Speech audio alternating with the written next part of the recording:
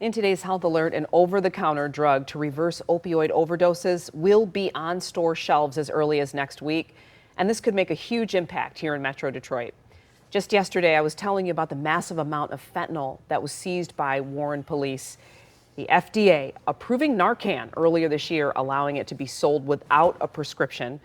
So our chief health editor, Dr. Partha Nandi, joining us now. And Dr. Nandi, where can people find this medicine? Will it be a game changer? How's it going to help? Yeah, I think it's really good news for the opioid epidemic. Making Narcan available, Glenda, without a doctor's note, I think will help save people's lives. According to the CDC, more than 100,000 Americans, that's a lot, died of a drug overdose in 2021, and 75% of those cases involved an opioid. Now, opioids include medicines like oxycodone, hydrocodone, morphine, codeine, but the main opioid that caused over 71,000 overdose deaths is fentanyl, and we've heard about this. Fentanyl is about 50 times stronger than heroin and 100 times stronger than morphine. Now, Narcan is a nasal spray that can stop an opioid overdose. It'll be available in stores like CVS, Walgreens, Rite Aid, Walmart, pretty much everywhere. It'll also be in convenience stores, airports, vending machines, and available all online. As for the cost, right? Each package will contain 2 4-milligram doses and will be priced around $45.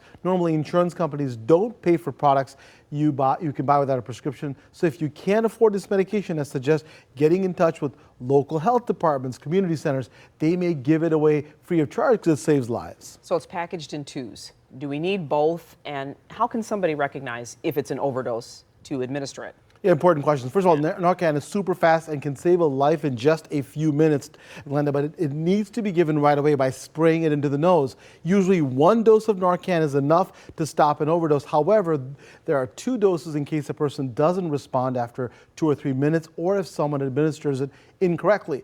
What's great about Narcan is that it can be given to anyone, including kids. That's huge. Even though most overdoses happen in adults, there have been almost 9,000 overdose deaths in kids, believe it or not, and teenagers between 1999 and 2016. As for your question, how to recognize an overdose, here are some signs to look for. Very small pupils, like tiny dots, falling asleep or losing consciousness, breathing really slow, being weak or not at all, hearing choking or gurgling sounds, a limp body, and pale blue or cold skin.